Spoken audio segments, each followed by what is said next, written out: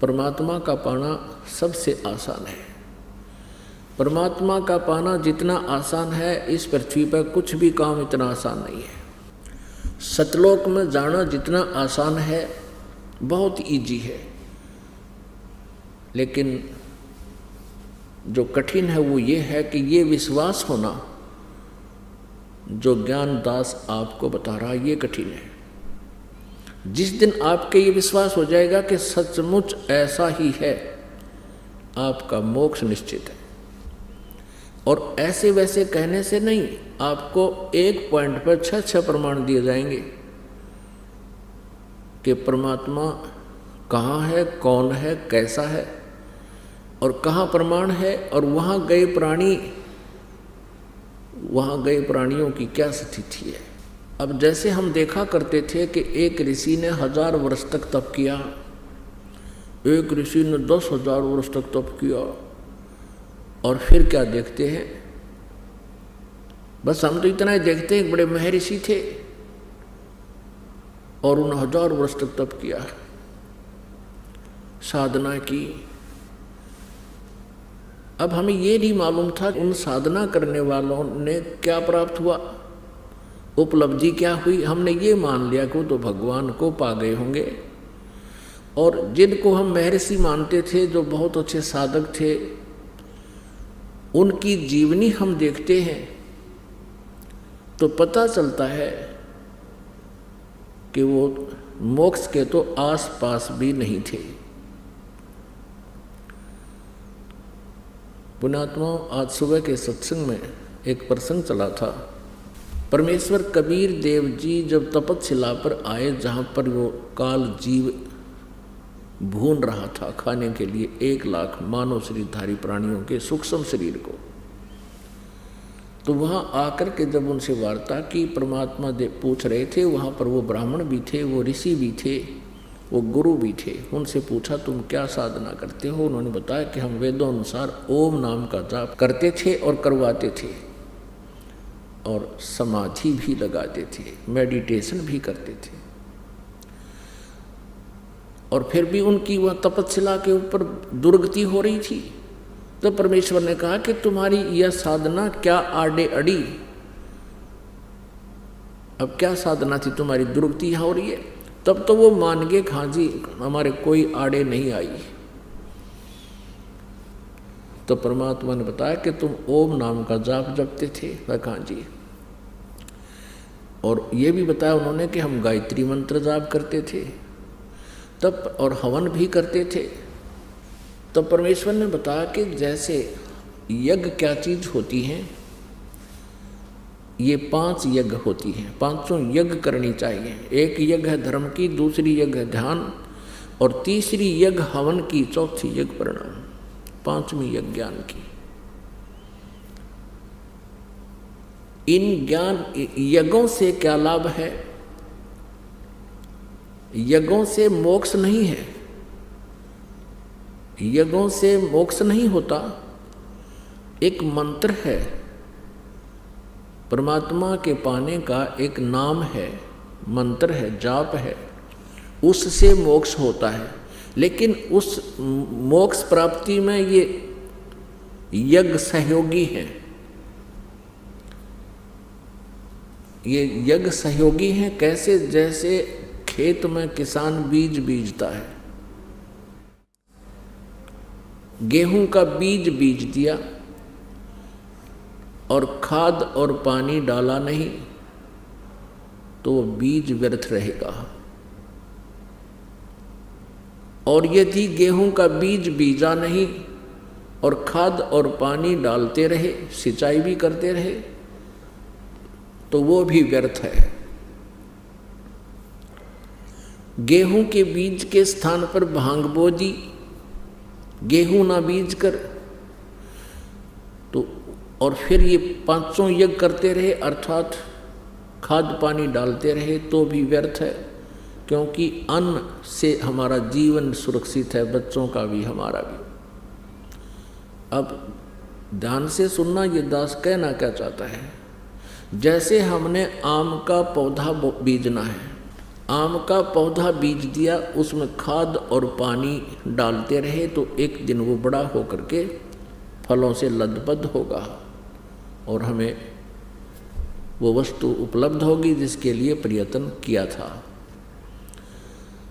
और आम के स्थान पर हमने बबूल आम जान कहे और बबूल का पौधा बो लिया और सिंचाई भी करते रहे, खाद भी डालते रहे, तो वो क्या देगा? आम नहीं लगेंगे, वो बबूल के कांटे ही मिलेंगे। तो कहने का भाव ये है, परमात्मा ने कहा कि तुमने ओम नाम का जाप किया, हवन भी किया, एक यज्ञ किया। वैसे तो 500 यज्ञ करने चाहिए, वैसे दूसरा यज्ञ स्वाध्याय से हो जाता है जिसको ज्ञान यज्ञ कहते हैं। अब परमात्मा बताते हैं कि तुमने प्रयत्न किया लेकिन बबूल का बीज बो लिया, ओम का मंत्र जाप कर दिया, ये बबूल का बीज है। और हवन यज्ञ, धर्म यज्ञ ये मान लिए, ये भी आपने कर ली, खाद पानी भी डाल दिया, तो बबूल का पेड़ पाक गया, आम का बीज बोया नहीं। अर्थ कहने का भाव यह है कि आप जी ने पूर्ण परमात्मा की साधना नहीं की, इस काल ब्रह्म तक की साधना की, या ब्रह्म के पुत्र हैं रजगुण ब्रह्मा, सतगुण विष्णु, तमगुण शिव जी, इन देवताओं की जो पूजा की, इससे तुम्हें मोक्ष नहीं हो सकता। जिस कारण से आप यहाँ तपस्या पर दुखी हो रहे हो और इसके बाद आप कुछ दिन ब्रह्मलोक में रहोगे क्योंकि ओम नाम के जापते हैं, उसके बाद आप नरक में भी जाओगे क्योंकि पूर्ण परमात्मा की जब तक भक्ति हमें नहीं मिलती पूर्ण संत के माध्यम से, तब तक हम अपना वर्क डन ही पाते हैं, किया हुआ कर्म ही प्राप्त होता है। जैसा कर्म करेगा वैसा ही फल यहाँ का भगवान देता है। आपको पुण्य भी मिलेंगे, पुण्यों का फल भी मिलेगा, भक्ति का फल भी मिलेगा। जैसी ओम नाम की जाप आपने किया और कोई पुण्य दान किया वो भी फल मिलेगा, और साथ में आपने पाप भी भोगने पड़ेंगे। अब यहाँ की व्यवस्था है, यहाँ इस काल के लोक में काल ने हमें इतना विवश कर दिया है कि जैसे यहाँ पर पाप तो अपने आप बिना किए बगैर प्रयत्न के ही होते रहते हैं, और पुण्यों के लिए विशेष प्रयत्न करना पड़ता है, शुभ कर्म के लिए विशेष प्रयत्न करना पड़ता है, और अशुभ अपने आप होते हैं। जैसे खेत के अंदर हमने गेहूं बीजना है तो उसके लिए कितना मेहनत मांगता हो खेत, पहले उसकी गुड़ाई करनी पड़ती है, हल से ट्रैक्टर से उसको संवारना पड़ता है, और फिर उसमें कीमती बीज डालना पड़ता है, फिर सिंचाई और खाद डालना पड़ता है, और तब जा कर के वो कहीं हमें वो कणक यानी गेहूं प्राप्त होता है। और यदि उस खेत में कुछ भी ना डाला, ना बीज बोए ना कुछ पानी डाले, तो अपने आप खरपतवार उसमें अपने आप अड़ंगा उग जाएगा। यहाँ का ऐसा नियम है। जब हम सत साधना करेंगे, परमात्मा की भक्ति करेंगे, तो उसके लिए हमने समय भी डिवोट करना पड़ेगा, और हमने दान भी करने पड़ेंगे, साधना भी करनी पड़ेगी। शुभ कर्मों के लिए तो खूब कमर तोड़ मेहनत करनी पड़ेगी, और अशुभ अपने आप हो जाएंगे। पृथ्वी ऊपर पग जो धारे, करोड़ जीव एक दिन में मारे। सत्य ब्राह्मण की है हत्या, जो चौका तुम दे वो नेता। ब्राह्मण सेंस हत्या जो होई, जल स्नान करत हो सोई। खान पान में दमन प्राणी, कैसे पावो मोक्ष निशानी। अब परमात्मा कबीर जी ने अपनी प्यारी आत्मा धर्मदास जी को, जो शास्त्र विधि त्याग का मनमानी साधना मनमाना आचरण करते हुए फिर रहे थे, तीर्थों पर जा रहे थे, राम और कृष्ण शंकर भगवान की पूजा करते थे, उसको परमेश्वर ने बताया था कि धर्मदास जी आप यहाँ तीर्थ पर आए हो मथुरा में, बांधवगढ़ से चलकर, मध्य प्रदेश में बांधवगढ़ है, और उत्तर प्रदेश में ये मथुरा है।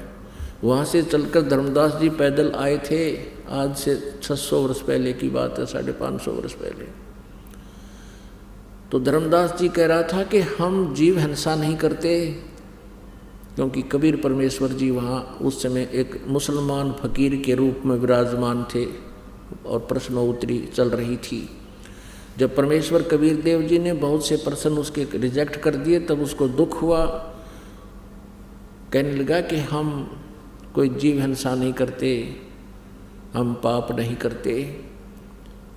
धर्मदास जी ने व्यंग कर दिया, टोंट कस दिया कि ये सामने बैठा फकीर मुसलमान है, और उस पर कहा कि हम जीव हिंसा नहीं करते। तब परमेश्वर कबीर जी ने उसकी हिंसा गणवाई थी। धर्मदास जी ने क्या किया था मथुरा में, पहले कुछ गाय के गोबर से और मिट्टी मिला करके कुछ स्थान लीपा था, मड प्लास्टर किया था उसके ऊपर के, और वहाँ बैठ के पहले तो उसने अपना नित्य नियम किया, प्रतिदिन जो स्वाध्याय करता था, कर्म कांड करता था, कोई मंत्र जाप करता था। उसके बाद फिर उसी स्थान पर भोजन तैयार किया, लीप लाप के ऐसे ही भोजन तैयार किया, अपना खाना बनाया। तो परमात्मा ने कहा कि सत्य ब्राह्मण की है हत्या, जो चौका तुम देवो नित्या, जो प्रतिदिन तुम पोचा लगाते हो। अब आजकल तो पोचा हो गया, पहले गोबर और गारा मिला करके ऐसे लीपा करते थे पूरे कमरे को, मकान को, उसके फर्श को। और कहते हैं जो तूने लकड़ियाँ जलाई उसमें जीव मरे, तूने जो ये लीपा इसमें जीव हिंसा हुई।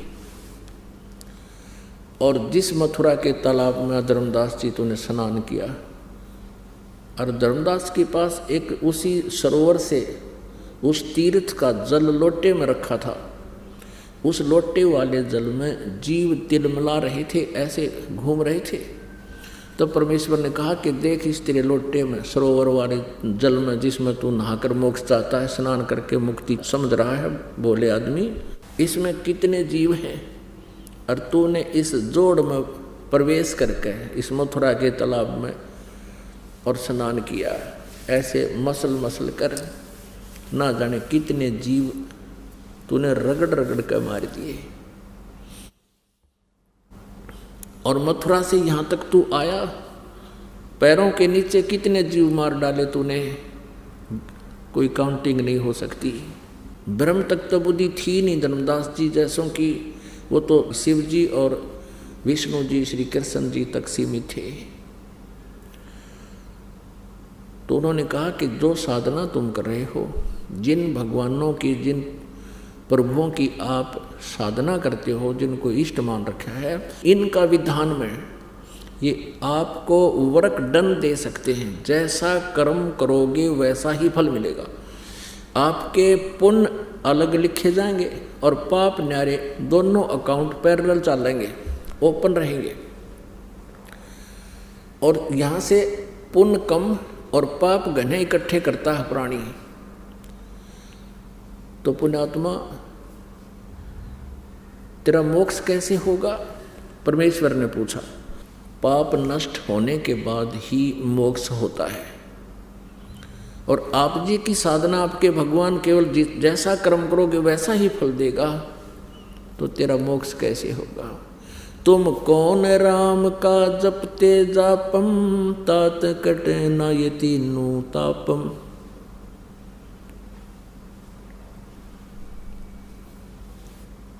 अब जैसे भी कर्म करोगे वैसा फल तुमने भोगना पड़ेगा, ऐसा आप जी के भगवानों का विधान है।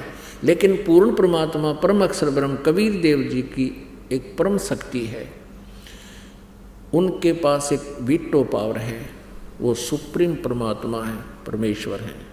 उनका जो सतनाम का मंत्र है, जब ही सतनाम हृदय धरो भयो पाप को नाशे, जैसे चिंगारी अग्नि की भाई पड़े पुराने घास। चाहे 1000 टन सूखा घास पड़ा हो कहीं पर, और उसमें एक माचिस की सीख जला के प्रज्वलित करके उसमें लगा दे, पूरे उस सूखे घास को फूंक के राख बना देगी और आवेगी तेज आंधी, उसने कीते की कीते पटक देगी ठाके, यानी कति क्लियर फील्ड हो गया। पुण्यात्मा, ऐसे हम मोक्ष प्राप्त करेंगे। तो जैसे साधना हम करते थे पहले सत साधना के अतिरिक्त, तो उसमें हमें दोनों ही पुण्य और पाप दोनों भोगने पड़ते थे। और अब जो साधना हम करेंगे इसमें हमारे पुण्य बचे रहेंगे, पाप नाश हो जाएंगे। जैसे अब एक औषधि चल गई है, फसल में डाल देते हैं, वो घास को खरपतवार को जला देती है, नष्ट कर देती है, फसल को हानि नहीं करती, फसल सुरक्षित रह जाती है।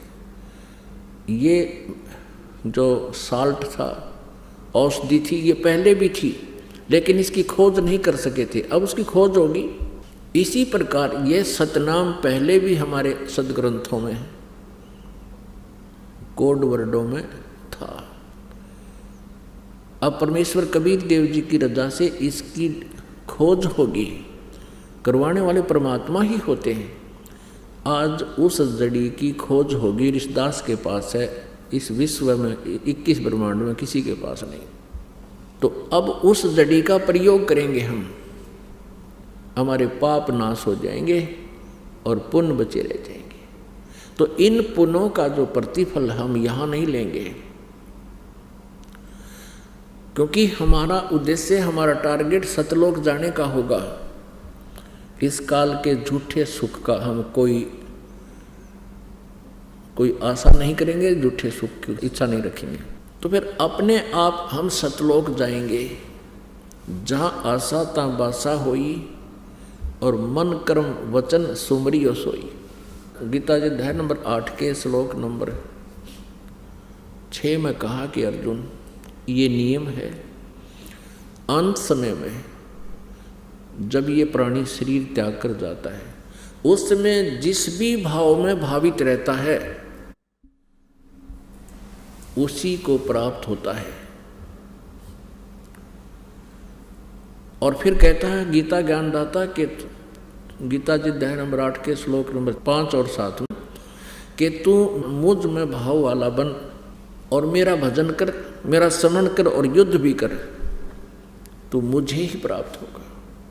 फिर गीता जी अध्याय नंबर 8 के श्लोक नंबर 8, 9, 10 में तुरंत 3 मंत्रों में स्पष्ट किया है कि यदि तूने उस परमात्मा के पास जाना है तो उसकी भक्ति कर, सच्चिदानंद घन ब्रह्म की, उस दिव्य परम पुरुष की, परमेश्वर की भक्ति कर, तत्वदर्शी संत से उसका ज्ञान प्राप्त कर।